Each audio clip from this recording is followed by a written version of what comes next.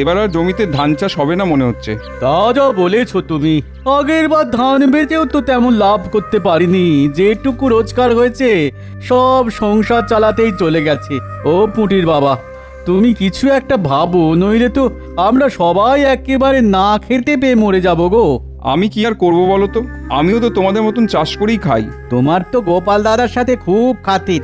তুমি একবার গোপাল দাদাকে বলে দেখো না, যদি আমাদের জন্য কিছু ব্যবস্থা করতে পারে। কি হয়েছে কি? গোপাল দাদা কি করবে? হ্যাঁ, এই দেখো না গোপাল দাদা, কি মুশকিলে পড়ে গেছি। ধান বোনার সময় হয়ে গেল, কিন্তু টাকার অভাবে এখনো বীজ ধান কিনতে পারলাম না। কি করা যায় বলো তো?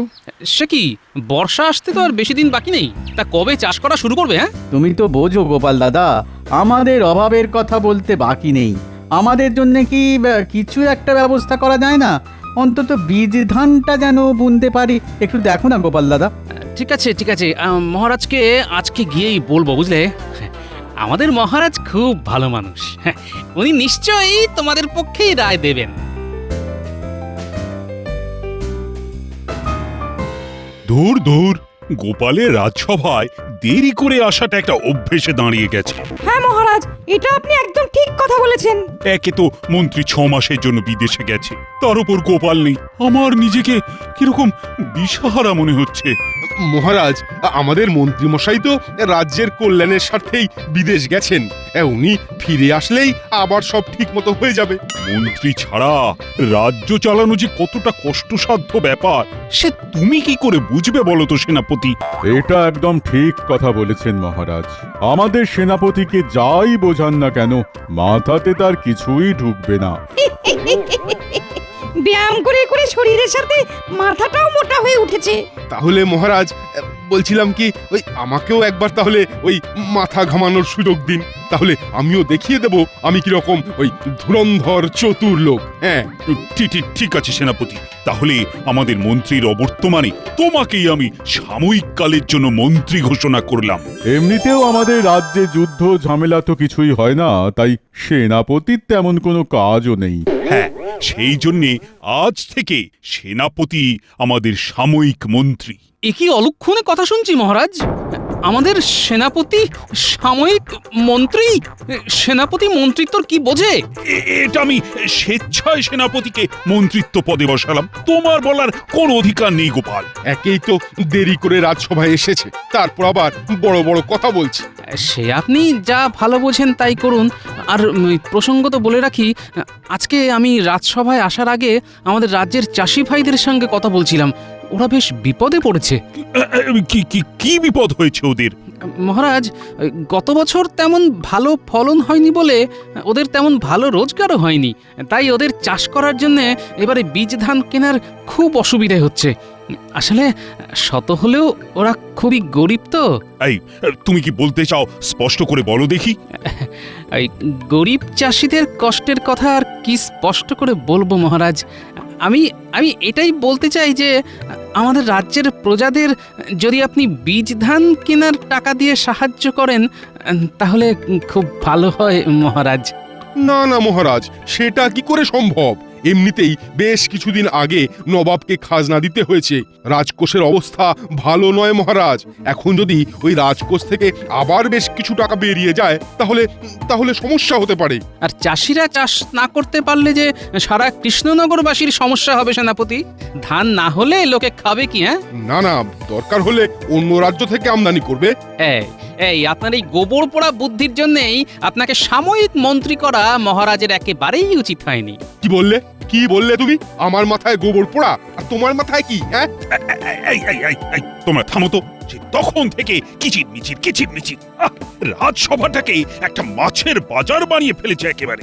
শোনো, আমি কালকে সকালে আমাদের রাজ্যের সকল চাষিদের জন্য বীজ ধান কিনে রাখবো, আর তাদেরকে দলে দলে রাজসভায় ডেকে ওই বীজ ধান দেব।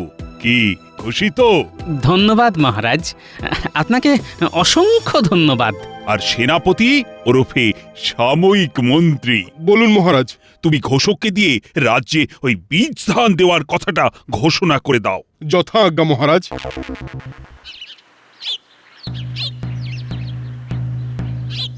শোনো শোনো শোনো, আগামীকাল আমাদের কৃষ্ণনগরের মহারাজ কৃষ্ণচন্দ্র আমাদের রাজ্যের সকল চাষিদের চাষ করার জন্যে বীজ ধান উপহার দেবেন।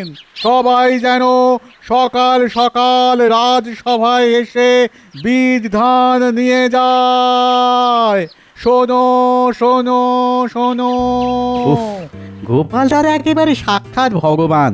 আজকে সকালে গোপাল দাদাকে আমাদের সমস্যার কথা বললাম, আর বেলা হতে না হতেই আমাদের সব সমস্যার সমাধান হয়ে গেল। হ্যাঁ, কি বলো পুঁটির বাবা? হ্যাঁ, সত্যি গোপাল দাদার এই ঋণ আমরা কোনো দিন ভুলবো না। এই যে শোনো, তোমাকে যখন মহারাজ মন্ত্রী হিসেবে বেছে নিয়েছেন তখন এই সুযোগের সদ্ব্যবহার করো, বুঝলে? এরকম সুযোগ বারবার আসে না। আর যাই করি না কেন, আমি গোপালকে ঠিক দেখে নেব। আমার মাথায় গোবর পোড়া, হ্যাঁ, আমার মাথায়। শোনো, তোমার মাথা ঠান্ডা করে কাজ করতে হবে। রাজ্যের চাষিরা গোপালের খুব কাছের লোক, তাই গোপাল ওদের কথা ভাববেই। তাই তোমাকে এমন কিছু করতে হবে যাতে সাপও মরবে আর লাঠিও ভাঙবে না। মানেটা খুব সোজা। আমাদের বিয়েতে আমার বাবা যে ধান জমিটা তোমায় যৌতুক হিসেবে দিয়েছিল ওটা তো ফাঁকাই পড়ে আছে। হ্যাঁ, তা তো আছেই। রাজসভার কাজের ঠেলায় ওদিকে আর মন দিতে পারিনি। এবার দেবে।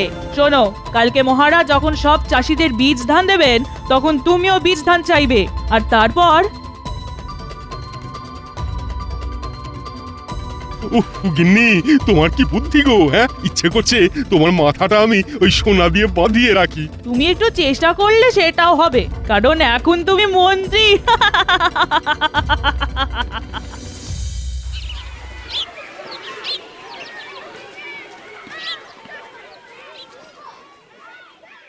মহারাজ, আমাদের রাজ্যের সমস্ত চাষি ভাইয়েরা রাজবাড়ির দরজার সামনে অপেক্ষা করছে।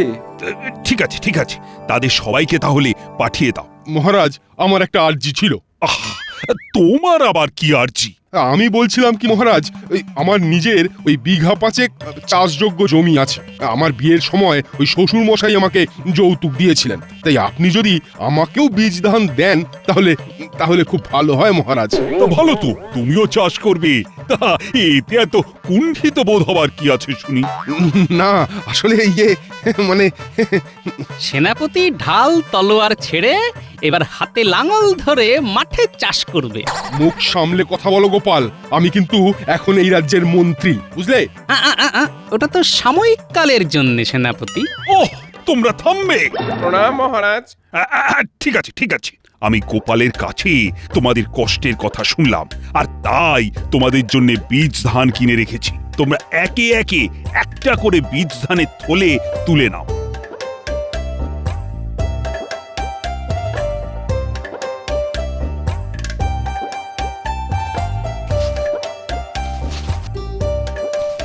মহারাজ, তাহলে আমিও একটা নিলাম। হ্যাঁ, নাও।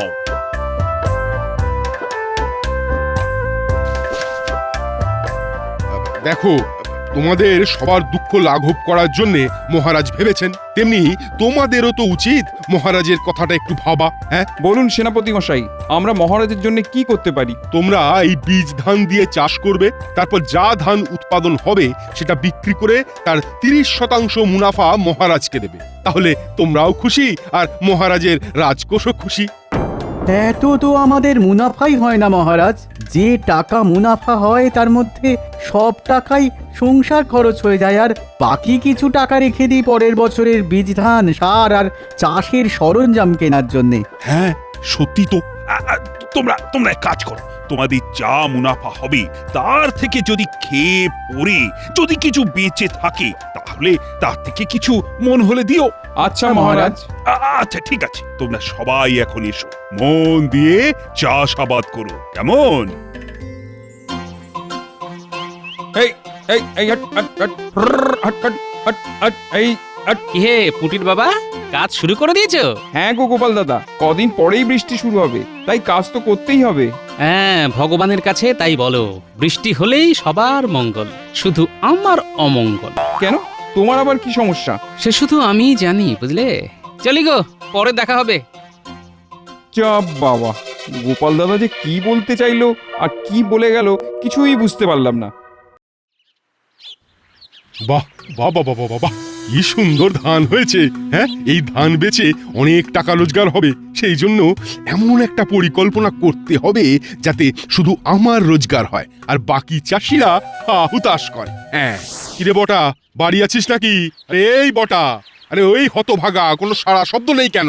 এ কি সেনাপতি মশাই, আপনি? বিশ্বাস করুন, আমি চুরি চামারি কিচ্ছু করিনি।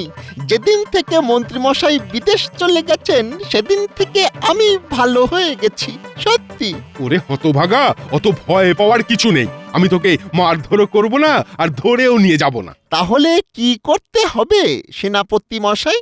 শোন, এটা নিশ্চয়ই হয়তো শুনে থাকবি যে আমাদের রাজ্যের মন্ত্রী মশাই বেশ কিছুদিনের জন্য বিদেশ সফরে গেছেন, আর তার বদলে আমি এখন সাময়িক মন্ত্রী হয়েছি। হ্যাঁ, তা একটা কানাঘুষো খবর শুনছিলাম বটে। কানা ঘুষো না, এটাই সত্যি। আর এখন তুই আমার হয়ে কাজ করবি, বুঝলি? আর ঘটা? ওই বেটা শুধু নামেই ঘটা, কিন্তু ঘটে একটুও বুদ্ধি নেই। আর আমি ওই দল ভারী করতে চাই না, বুঝলি? তাই শুধু আমি তোকেই বেছে নিয়েছি। আচ্ছা, বলুন কি করতে হবে? এই নে, এটা ধর। এই থলে দুটোর মধ্যে কি আছে? কি আছে না আছে সেই নিয়ে বেশি মাথা ঘামাস না বাপ। তোকে কি করতে হবে সেইটা শোন। বলুন কি করতে হবে? শোন, আজ রাতে তুই এই থলের মধ্যে যে গুঁড়োটা আছে ওই আমাদের রাজ্যের সমস্ত চাষিদের জমিতে সেই গুঁড়োটা ছড়িয়ে দিবি। কিন্তু হ্যাঁ, ওই ভুল করেও আবার আমার চাষ করা জমিতে ছড়াবি না, বুঝলি? না না, তা কেন? আপনি যেখানে বলবেন সেখানেই ছড়াবো। আর শোন, আজকে গভীর রাতে তাহলে এই গুঁড়ো ছড়িয়ে দে। আর এই নে, এটাও ছড়াতে হবে? তোর ইচ্ছে হলে ছড়াবি। শোন, এতে বেশ কিছু টাকা আছে আর এটা তোর বকশিস। ও এটা ছড়াবো না, গুছিয়ে রাখবো। কি চুপচাপ কাজটা হবে তো? একদম সেনাপতি মশাই, এমন কাজ করব কাকপক্ষীতেও জানতে পারবে না। কাকপক্ষী জানবেও বা কি করে? তখন তো কাকেরাও ঘুমোবে।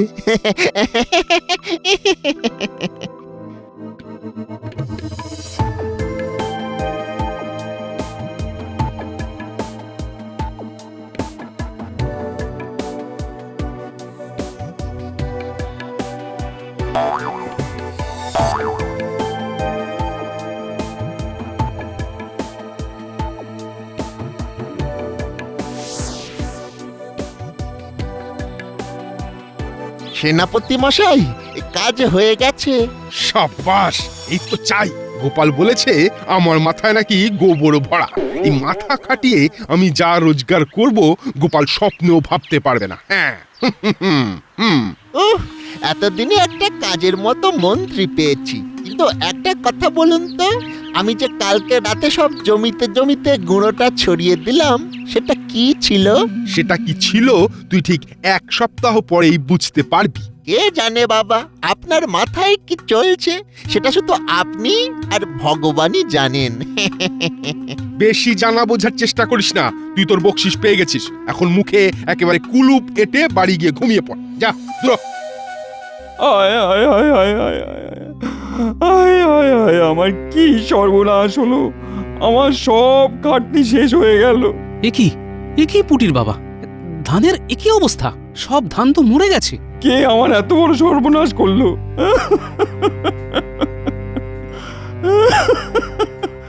আয় আয় আয় আয় আয় আয়। শান্ত হও পুটির বাবা, শান্ত হও। আমারও সব ধান নষ্ট হয়ে গেছে গোপাল দাদা, সব ধান নষ্ট হয়ে গেছে। এখন আমি কি খাবো, কিভাবে সারা বছর সংসার চালাবো? ও গোপাল দাদা। শোনো, যতদিন এই গোপাল ভাঁড় বেঁচে আছে ততদিন তোমাদের ভরণ পোষণের দায়িত্ব তার। তোমরা একটু শান্ত হও, আমি ভেবে দেখছি কি করা যায়। দাদু দাদু দাদু, আমাদের সব চাষিদের জমির ধান নষ্ট হয়ে গেছে, কিন্তু কিন্তু সেনাপতি মশাইয়ের জমিতে কিচ্ছুটি হয়নি।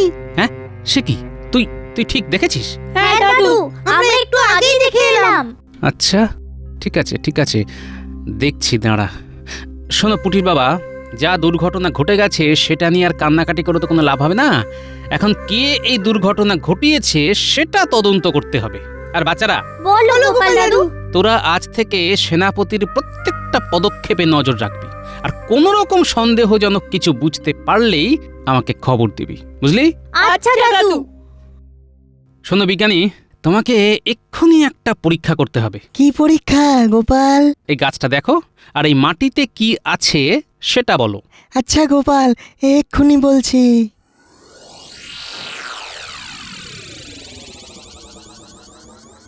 এ তো গোপাল রাসায়নিক বিষক্রিয়া। হ্যাঁ, এই মাটিতে একটা বিষাক্ত রাসায়নিক লবণ মেশানো হয়েছে, তার ফলে জীবন্ত গাছ সব মরে গেছে। শোনো বিজ্ঞানী, তুমি এর থেকেও একটা বিষাক্ত রাসায়নিক বানাও, যেটা ছড়ানোর ফলে জীবন্ত নয়, মৃত গাছও পচে যাবে। আচ্ছা আচ্ছা গোপাল, আমি আজই বানিয়ে রাতের মধ্যে তোমাকে দিয়ে দেব। এবার আমিও দেখব কত ধানে কত চাল। হাহ, রাজ্যের সাধারণ চাষিদের সর্বনাশ করে ভেবেছেন নিজে বড় লোক হবে না? হ্যাঁ, সেগুড়ে বালি।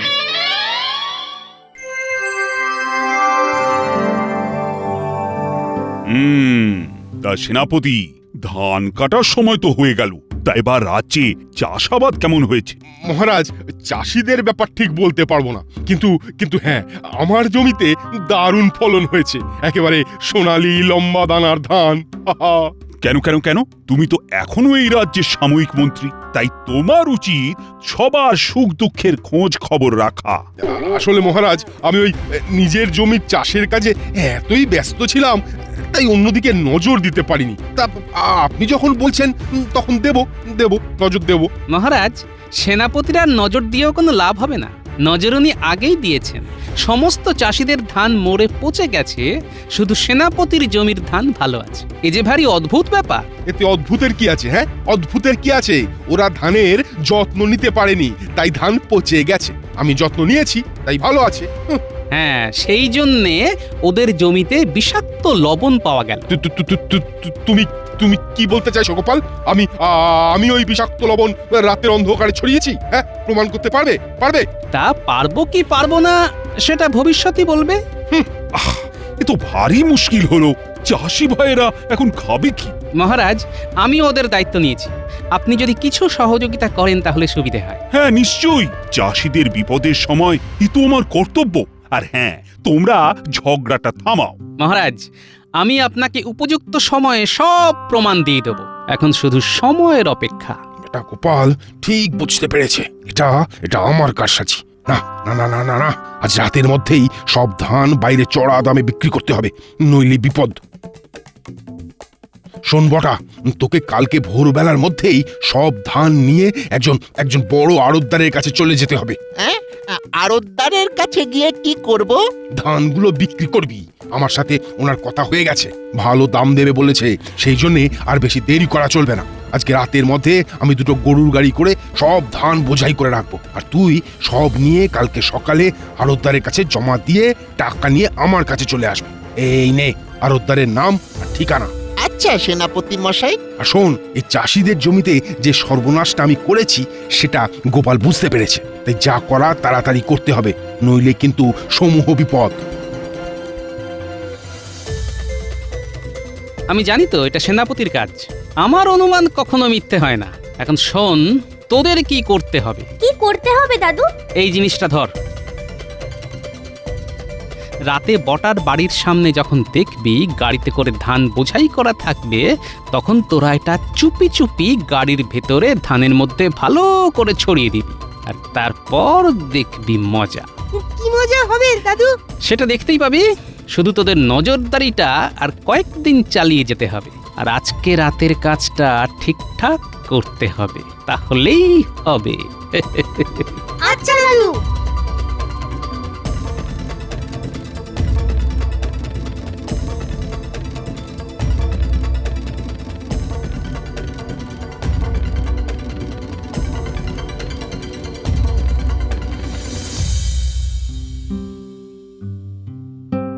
কি গোপাল, দুদিন তো হয়ে গেল, তা এখনো তো পৌঁছা গেল না। কে বা কারা এই চাষি ভাইয়েদের সর্বনাশ করেছে? উপযুক্ত সময় হলে সব ধরা পড়বে মহারাজ। সত্য কখনো চাপা থাকে না। সেনাপতি মশাই। এ কি, কে তুমি? হুট করে রাজসভায় ঢুকে পড়লে যে? আমি একজন আড়তদার। সেনাপতি আমাকে ধান বিক্রি করেছিল, কিন্তু ধানগুলো সব পচে গেছে। সেনাপতি আমার সঙ্গে বেইমানি করেছে। সে কি? এ কি করে সম্ভব? আমি তো আমার নিজের জমিতে রাসায়নিক মেশাইনি। আমি তো হ্যাঁ কি বললেন সেনাপতি মশাই? কিছু না বাবা, আমি কিছু করিনি। দেখলেন মহারাজ, সেনাপতি মুখ ফসকে আসল কথা বলে ফেলেছে।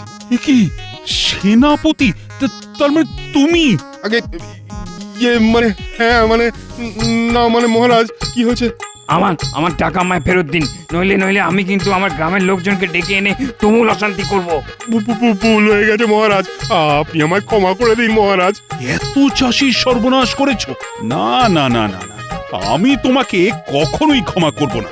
আজ থেকে তোমার বেতন বন্ধ, আর তোমার ওই জমি বাড়ি সব আজ থেকে চাষিদের দিয়ে দেওয়া হবে। ও মহারাজ, আমি তাহলে না খেতে পেয়ে মরে যাব। বিশ্বাস করুন, আমি ভুল করে ফেলেছি। কিন্তু সেনাপতি তো নিজের জমিতে রাসায়নিক মেশায়নি, তাহলে? একেই বলে পাকা ধানে মই। সেনাপতি চাষিদের কাঁচা ধানে মই দিয়েছিল, আর আমি মই দিয়েছি পাকা ধানে। আর এই কাজে সাহায্য করেছে বিজ্ঞানী। হ্যাঁ হ্যাঁ হ্যাঁ নয় হ্যাঁ।